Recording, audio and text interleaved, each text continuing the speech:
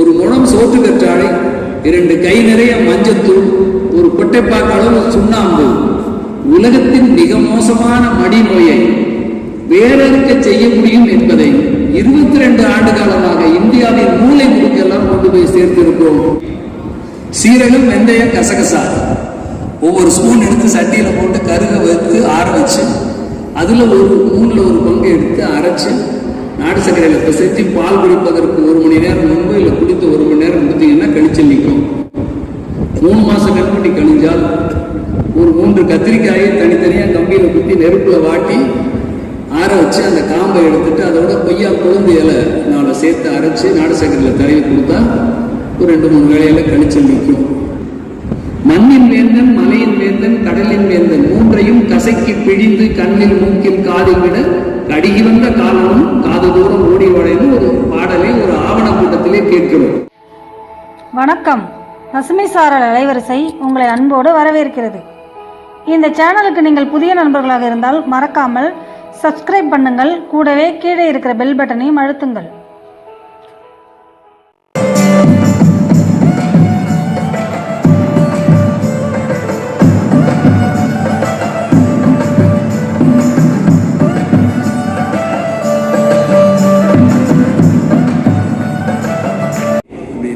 அப்ப இயற்கை சார்ந்த வாழ்வியல் மண் அப்படின்னு வரும்பொழுது மண்ணில் நம்ம நிற்கிறோம், மற்ற எல்லாமும் அதை சுற்றி இருக்குது. அது சுத்தமாக இருக்கணும்.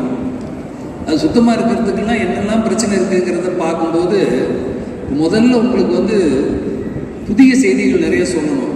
நான் நெல் திருவிழாவுக்கு வந்திருக்கிறதுக்கு எனக்கு 2 முக்கியமான அது என்ன சொல்றதுன்னா வாய்ப்பு கிடைச்சதுக்கு ஒன்று, பாரம்பரியமான ஒரு வேளாண் குடும்பத்திலிருந்து படிப்பு வேலை சார்ந்த வேளாண்மையை நேரடியாக பண்ணாமல் இருந்து இயற்கை வேளாண்மையை பற்றி பார்த்து கொண்டே இருந்த நான் இப்போது ஒரு 5 ஏக்கர் நிலத்தில் இயற்கை வேளாண்மையை தொடங்கி இருக்கிறேன். நிலக்கடலை போட்டுட்டு அடுத்து கருங்குருவையும்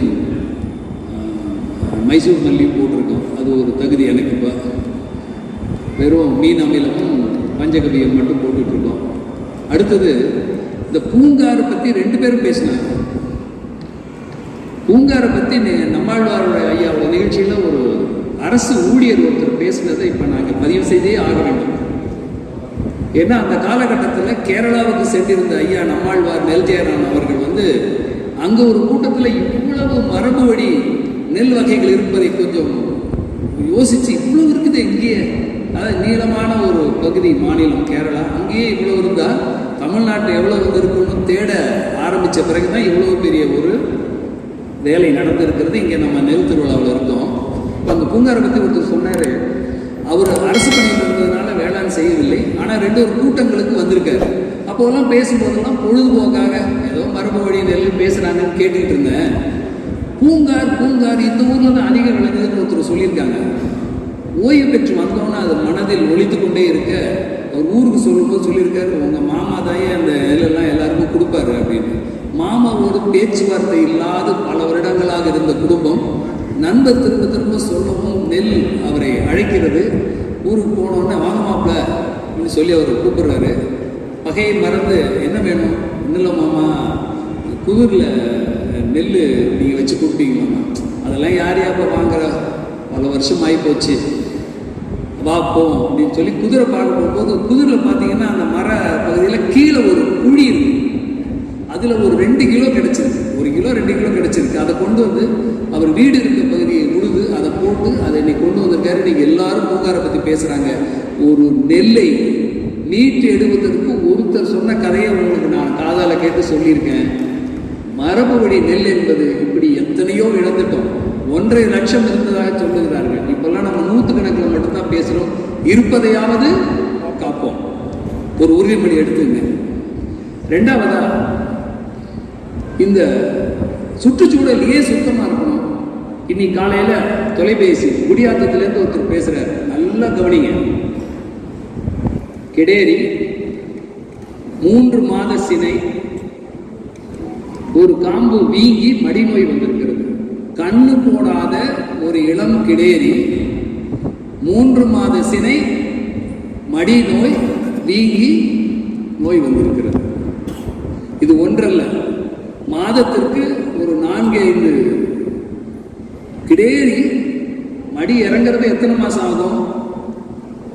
7 மாதத்துக்கு மேலே தான் தெரியும். பார்த்துக்கிட்டே இருப்பாங்க எங்கே நடக்கிறது பிரச்சனை. அடுத்ததாக மாடு சினையாக இருக்குது சார், 5 மாதம்தான். நாங்கள் முன்னாடியே 2 வருஷமாக சென்னை பிடிக்காமல் இருந்த மாடு பால் ஒழுகிக்கிட்டே இருக்கு. பால் ஒழுகினா கண்டிப்பாக மடிநோய் வரும். களைக்கொல்லிகள், பூச்சி மருந்துகள், உணவில் வரக்கூடிய விஷயங்கள், இதெல்லாம் இதுக்கு ஒரு காரணமாக இருக்கும் கூட ஒரு சந்தேகம் கூட நான் படுவதில்லை. யாரையோ எதையோ குறை சொல்வதாக நினைத்துக் கொள்கிறோம். இயற்கைக்கு எதிரான எந்த செயலும் அவை நச்சு பொருளாக இருக்கும் பட்சத்தில் அவை எவ்வளவு பெரிய பாதிப்பை ஏற்படுவதற்கு சில அடையாளங்களை உங்களுக்கு சொன்னேன். கால்நடை மருத்துவத்தில் எவ்வளவோ சிறந்த மருந்துகள் இருக்கின்றன. அவற்றின் செயல்பாடுகள் பற்றிய ஒரு சிறு சந்தேகம் 1997ஆம் ஆண்டு அமெரிக்க கனடா நாட்டு பல்கலைக்கழகங்களில் ஆய்வு சம்பந்தமான என்னுடைய அந்த பணியில், அந்த பயணத்தில் நான் கண்ட 2 செய்திகள். நமது பண்ணையாளர்களுக்கான மருத்துவ ஆய்வுகள் அங்கே நடக்கவில்லை. இப்பொழுது இருக்கக்கூடிய மருத்துவ முறைகளில் சில தேவைகள் இருக்கின்றன. அப்போ ஒரு மாற்று, அதுக்கான மூலிகை மருத்துவத்தை தேடி வந்தோம். அதில் என்ன இருக்கிறது என்பது எனக்கு தெரியாது. ஒரு திறந்த மனதோடு அதுக்கு வரும் பொழுது, ஒரு முழம் சோற்று கற்றாழை, 2 கை நிறைய மஞ்சத்தூள், ஒரு கொட்டைப்பாக்கு அளவு சுண்ணாம்பு உலகத்தின் மிக மோசமான மடிநோயை வேறறுக்க செய்ய முடியும் என்பதை 22 ஆண்டு காலமாக இந்தியாவின் மூலை முடுக்கெல்லாம் கொண்டு போய் சேர்த்திருக்கிறோம். அது மரபுசார் நம்முடைய தமிழ் சித்த மருத்துவ அறிவு. என்னிடம் கேட்பார்கள், சோற்று கற்றாழை, சுண்ணாம்பு, மஞ்சள் என்று எங்களை 30 ஆண்டுகள் பின்னோக்கி எடுத்துச் செல்லுகிறீர்கள் என்று அவர்களுக்கு அன்றே சொன்னேன். பின்னோக்கி செல்லவில்லை, நாம் மிகவும் முன்னோக்கி சென்று கொடுக்கிறோம். அதன் அர்த்தம், இன்றைக்கு தமிழக அரசினுடைய ஆபி நிறுவனத்தில் பணிபுரிகிற கால்நடை மருத்துவர்கள் மற்றும் விரிவாக்க அலுவலர்களுக்கு தமிழ்நாடு முழுவதும் ஒரு 4 இடங்களில் மரபுசார் மூலிகை மருத்துவ பயிற்சி கொடுப்பதற்கான ஆணையை அரசு பிறப்பித்திருக்கிறது. தமிழக அரசு, தமிழக அரசின் சார்பாக 2007ஆம் ஆண்டு மேடம் லீனா நாயர் அவர்கள் செயலராக இருந்த பொழுது 18 லட்சம் ரூபாய் அளிக்கப்பட்டது. அதற்கு பிறகு இந்திய வேளாண் ஆராய்ச்சி கழகம் 80 லட்சம் ரூபாய் அளித்தது. மேடம் அவர்கள் செய்து பிளானிங் கமிஷன் சொல்லக்கூடிய அந்த திட்டக்குழுவிலிருந்து திருமதி சாந்தா ஷீலா நாயர் அவர்கள் 13.72 கோடி ரூபாய் கொடுத்து தமிழக அரசு தஞ்சாவூரில் இருக்கக்கூடிய ஒரத்தநாடு கால்நடை மருத்துவக் கல்லூரியில் மிகச்சிறந்த ஒரு மரபு வழி மூலிகை மருத்துவ ஆய்வு மையம் இருக்கிறது. இதெல்லாம் அரசு அங்கீகரிக்கப்பட்ட செய்திகளாக இன்றைக்கு வந்திருக்கிறது. இதுக்கு அடுத்த கட்டமாக இந்திய அரசாங்கத்திலே நம்முடைய பட்டப்படிப்பு படிக்கின்ற மாணவர்களுக்கான பாடத்திட்டத்திலே இந்த மரபு வழி மூலிகை மருத்துவம் உள்ளே சென்றிருக்கிறது. இந்த பயிற்சிகள் எல்லாம் கொடுக்கப்படுற இடத்திலும் இந்த எத்னோவேட்டர் மெடிசன் என்ற ஆங்கிலத்திலே குறிக்கப்படுகிற மரபு வழி மருத்துவம் இன்றைக்கு நிலைப்பட்டிருக்கிறது. இந்த பயணத்திலே எல்லோரும் பங்கு பெற்றிருக்கிறோம்.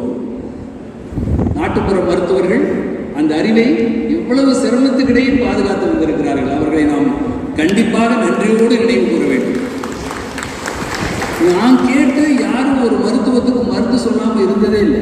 அவர்கள் சொன்ன மருந்தை அப்படியே பயன்படுத்த முடியாமல் இருந்திருக்கலாம். அந்த அறிவு பாதுகாக்கப்பட்டு வந்திருக்கிறது, எந்தவித பிரதிபலனும் எதிர்பாராமல்.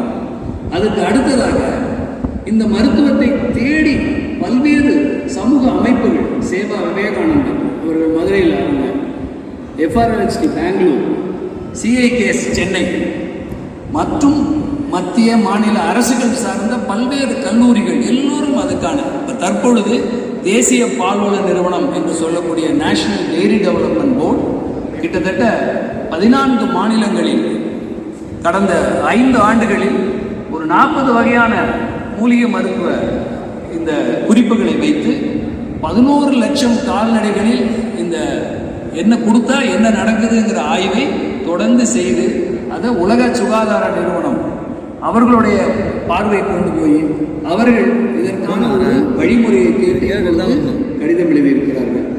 பாரதம் தாண்டி வெளிநாடுகளுக்கும் இதை செல்லுபடுற அளவுக்கு ஒரு சிறந்த அறிவாக நம்முடைய மரபு வழி அறிவு இருக்கிறது என்பதை தெரிகிறது.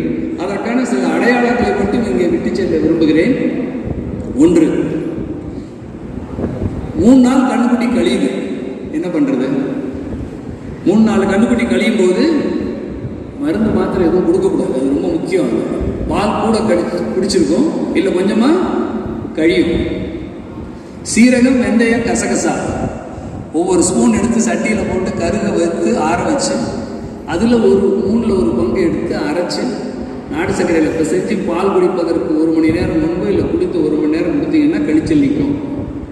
3 மாதம் கன்றுக்குட்டி கழிஞ்சால் ஒரு 3 கத்திரிக்காயை தனித்தனியாக கம்பியில் குத்தி நெருப்பில் வாட்டி ஆற வச்சு அந்த காம்பை எடுத்துட்டு அதோட கொய்யா கொழுந்து இலை 4 சேர்த்து அரைச்சி நாடு சர்க்கரையில் தடவி கொடுத்தா ஒரு 2-3 வேளையில் கழிச்சல் நிற்கும். இதெல்லாம் செய்கிறதுக்கு உங்களுக்கு தயக்கம் தான் ஒரு காரணமே இருக்க முடிய மருத்துவத்தினுடைய அடிப்படை கூறுகள் எல்லாம் மிக தெளிவாக நம்முடைய மரபு வழி சித்த மருத்துவத்தில் செழுமையாக செதுக்கப்பட்டிருக்கிறது. எல்லோரும் என்னை கேட்பார்கள், நீங்கள் என்ன பண்ணிக்கிட்டு இருக்கீங்க அப்படின்னா, நான் ஒன்றும் பண்ணலை. ஒரு குகைக்குள்ளே போகிறோம், நிறைய கல் கிடைக்குது, எல்லாரும் போகிறாங்க வர்றாங்க, யாரோ ஒருவர் மட்டும் இந்த கற்கள் வேறு மாதிரி தெரிகிறதே எடுத்து பார்த்தா அது வைர வழிவுரியமாக இருக்குது. அதை எடுத்துகிட்டு வந்து வட்டை தீட்டி கொடுக்குறாங்க. இந்த கல்லை கண்டுபிடிக்கல, கல்லை நம்ம உருவாக்கலை, ஆனால் ஏற்கனவே இயற்கையால் உருவாக்கப்பட்ட அதை அடையாளம் பண்ணுகிற அந்த பணியனை. அப்படி இந்த மருத்துவத்தினுடைய செயல்பாடுகளை பேசிக்கொண்டே இருக்கலாம். அடுத்ததா இன்னொரு சந்தர்ப்பத்தில் ஒருத்தர் தொலைபேசியில் தொடர்பு கொள்கிறார். என்ன பண்ணுச்சுன்னே தெரியல, மாடு திடீர்னு படுத்துருச்சு, எந்திரிக்க மாட்டேங்குது, பூச்சி கடிச்சிருக்குமா, எதையாவது சாப்பிட்ருக்குமா, அது காணாக்கடின்னு சொல்லுவாங்க தமிழில். நீங்கள் நல்லா யோசிச்சு பார்த்தீங்கன்னா, வாய் பேசுகிற மனிதன் கூட ஏதோ ஒரு சந்தர்ப்பத்தில் வாய் கிட்டி விட்டால் ஒன்றுமே பண்ண முடியாது. அவர் ஏதாவது சொன்னதான் ஆச்சு. அப்போ ஏதோ ஒன்று நடந்திருக்குன்னு பயப்படுறப்ப என்ன செய்யுது? வர்மக்கலையில் யாரோ ஒருவர் தெரிந்தோ தெரியாமலோ செய்து மூர்ச்சியாகிவிட்டால் என்ன செய்வது? இது எல்லாத்துக்கும் நம்முடைய முன்னோர்கள் இதற்கான வழிமுறைகளை கண்டறித்து வைத்திருக்கிறார்கள். மிகச்சிறந்த ஒரு செயல்பாடு செய்யக்கூடிய வாய்ப்புள்ள ஒரு மருத்துவ முறை. அதில் ஒரு துளியை மட்டும் எடுத்து இந்த 22 ஆண்டு காலமாக பணி செய்து வருகிறேன். மண்ணின் வேந்தன், மலையின் வேந்தன், கடலின் வேந்தன் மூன்றையும் கசக்கி பிழிந்து கண்ணில் மூக்கில் காதில் விட கடுகி வந்த காலனும் காது தூரம் ஓடி வாழைன்னு ஒரு பாடலை ஒரு ஆவண கூட்டத்திலே கேட்கிறோம். இது ஒரு சாதாரண பாடல். இன்னும் நிறைய மருத்துவர்கள் சொல்லுவார்கள், இவர்கள் இதையெல்லாம் எங்களுக்கு ரொம்ப தெரிஞ்ச விஷயம்தான், ஆனால் அதை எப்படி எடுத்துகிட்டு போவது மக்களுக்கு, அந்த வாய்ப்பை தான் அந்த மாதிரியான நிகழ்ச்சிகளில் வருபவர்கள் அதை கேட்டு அதை செயல்படுத்தி அதனுடைய வெற்றியை திரும்ப திரும்ப திரும்ப கடத்தி கொண்டிருக்கிறார்கள். மண்ணின் வேந்தன் வெற்றிலை, மலையின் வேந்தன் மிளகு, கடலின் வேந்தன் உப்பு மூன்றையும் கசக்கி பிழிந்து கண்ணில் மூக்கில் காதில் விட கடுகி வந்த காலமும் காத தூரம் ஓடிடுவானே. எவ்வளவு பெரிய ஆபத்தாக இருந்தாலும் சரி, பூச்சி மருந்து குடிச்சிருக்கலாம், கண்ணுக்குட்டி எங்கேயாவது வச்சத இடத்துல குடிச்சிருக்கோம், இல்லை வேற எதுக்காவது மாட்டுக்கு ஒட்டுண்ணிக்காக அடித்து அதை கண்ணுக்குட்டி நக்கி இருக்கும், ஏதாவது விஷ செடிகளை சாப்பிட்ருக்கலாம், விஷ ஜந்துக்கள் தீட்டி இருக்கலாம், எது வேணால் நடந்திருக்கலாம். எதுவுமே தெரியாதப்ப செய்கிறதுக்கு தான் மண்ணின் வேந்தன், மலையின் வேந்தன், கடலின் வேந்தன் மூன்றையும் கசக்கி பிழிந்து கண்ணில் மூக்கில் விட கடுகி வந்த காலமும் காது தூரம் ஓடிடுவானே. இவ்வளவு செழுமையாக எங்கேயோ கடலில் விளைகின்ற உப்பையும் மலையிலே இருக்கின்ற குறுமிளகையும் சமவெளியிலே வருகின்ற வெற்றிலையை கொண்டு சேர்த்த நம்முடைய முன்னோர்கள் அறிவு எல்லாத்துக்கும் ஒரு பெரிய சந்தேகம். எல்லாம் பேசுறீங்க, இயற்கை வேளாண்மைன்னு பேசுறீங்க, இயற்கை சார்ந்து இருக்கணுங்கிறீங்க, கெமிக்கல்லாம் வேணாங்கிறீங்க, ஆனால் இதெல்லாம் அறிவியல் சார்ந்ததா அப்படிங்கிற ஒரு மிகப்பெரிய சந்தேகம் உண்டு. உங்கள் எல்லோருக்கும் சொல்லுகிறேன், இந்த 22 நாளா பணியில் நான் உணர்ந்தது, விவசாயிகள் ஏன் முக்கியங்க, வேளாண் பெருமக்கள் ஏன் முக்கியம்? ஒரு பிளம்பர் அவருக்கு பைப்பை மட்டும் தெரிஞ்சா போதும், அது சம்மந்தப்பட்ட பொருள். ஒரு எலக்ட்ரீஷியன்னா நெகட்டிவ் பாசிட்டிவ் தெரிஞ்சா போதும். ஒரு மெக்கானிக்னா அந்த வண்டியில் இருக்கிற விஷயம் தெரிஞ்சா போதும். ஒரு விவசாயி மட்டும்தாங்க ஒரே ஒரு விஷயத்தை தெரிந்து கொண்டு எந்நாளைக்கும் விவசாயம் ஆகவே முடியாது. மண்ணை பற்றி தெரிய வேண்டும், தாவரங்களை பற்றி தெரிய வேண்டும், விதை நேர்த்தி தெரிய வேண்டும், அது பயிர் எத்தனை நாளில் வரும், எப்போ அதை திருப்பி வைக்கணும், அது என்ன செய்யணும் அப்படி என்பது 5 ஆண்டு காலம் ஒருவர் வேளாண்மை செய்தால் அவர்தான் அறிவாளி, அவர்தான் விஞ்ஞானி. இது ஒருத்தரும் சொல்ல வேண்டியதே இல்லை, இது யாருக்கும் போய் சொல்ல வேண்டியதில்லை. விவசாயம் பண்ணாங்கன்னா தெரிஞ்சுக்குவாங்க. விவசாயம் பண்ணுறவர்களுக்கு உலக அறிவு பரவலாக இருந்தால் மட்டுமே ஒரு பயிரை போட்டு எடுத்து அந்த விளைபொருளை உண்டாக்க முடியும். எல்லாருக்கும் பள்ளிக்கூடத்தில் சொல்லுவாங்க, கண்டு பூ பூக்கும் காணாமல் காய் காக்கும். போய் போத்தாதான் தெரியும். நான் பக்கத்துல இருந்து என் குழந்தைங்க சொல்லிட்டு இருந்ததெல்லாம் விடுதலை சொன்னேன், நிலக்கடலைன்னு சொல்றீங்க, ஆனா அந்த பூ வந்து எப்படி போய் நிலத்துல வருதுன்னு ஒவ்வொரு நாளும் வந்து பாருங்க. அந்த வேளாண்மை என்பது வாழ்வியல். நெதர்லாந்து பல்கலைக்கழகத்திலிருந்து 2 விஞ்ஞானிகள் வந்தாங்க, என்னுடைய மருத்துவ முறைகள் எப்படி செயல்படுகிறது அறிவதற்கு. அவர்கள் வைத்திருக்கிற திட்டத்தின் பேர் என்ன தெரியுமா? Nature positive food system. இதில் ஏதாவது புதுமை ஏதாவது இருக்கா? ரொம்ப நாள் நம்ம சொல்லிக்கிட்டு இருக்கிறதா வார்த்தைகள் தான் புதிதாக தெரிகிறது. Nature positive food system. அவர்கள் முதல் முறையாக கிட்டத்தட்ட 200 ஆண்டுகளுக்கு மேலே வேகநேகர் பல்கலைக்கழகம் செயல்படுகிறது. முதல் முறையாக சொல்லியிருக்கிறார்கள், இனி துறைகள் தனித்தனியாக செயல்படக்கூடாது, எல்லா துறைகளும் இணைந்து இந்த நேச்சர் பாசிட்டிவ் ஃபுட் சிஸ்டத்தில் வரணும் அப்படின்னு சொல்லியிருக்காங்க. இதைத்தான் நம்ம திரும்ப திரும்ப வேளாண் பெருமக்களை ஒருங்கிணைக்காமல் ஒரு சமூகம் என்னைக்குமே நலமாக இருக்க முடியாது. நலமான வாழ்வுக்கு நல்ல மண்வளம், சரியான தாவரங்கள், அவை விளையும் பொருட்கள் நல்லவையாக இருக்க வேண்டும். அவை உண்ணும் விலங்குகள், மனிதர்களும், சுற்றுச்சூழலும் நலமாக இருக்கின்றனால் வேளாண்மை பெருமை மட்டும் பேசாமல் வேளாண்மையை அனைவரும் அறிந்து கொள்வோம். இந்த கால்நடை மூலிகை மருத்துவம் இல்லாது வேறு எந்த பொருளை நீங்கள் பயன்படுத்தினாலும் அந்த பொருளில் பயன்படுத்தி கிடைக்கின்ற சாணம், நீர் திருப்பி மண்ணுக்கு வரும் பொழுது மாசுபடுகிறது.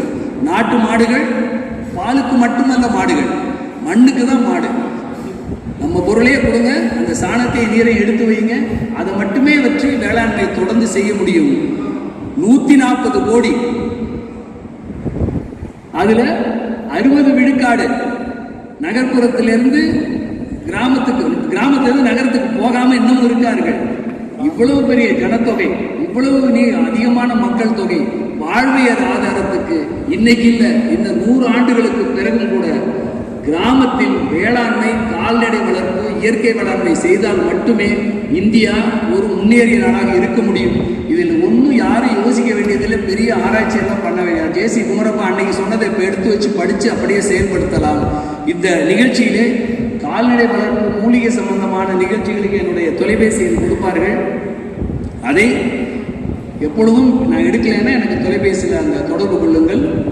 98 424 55 833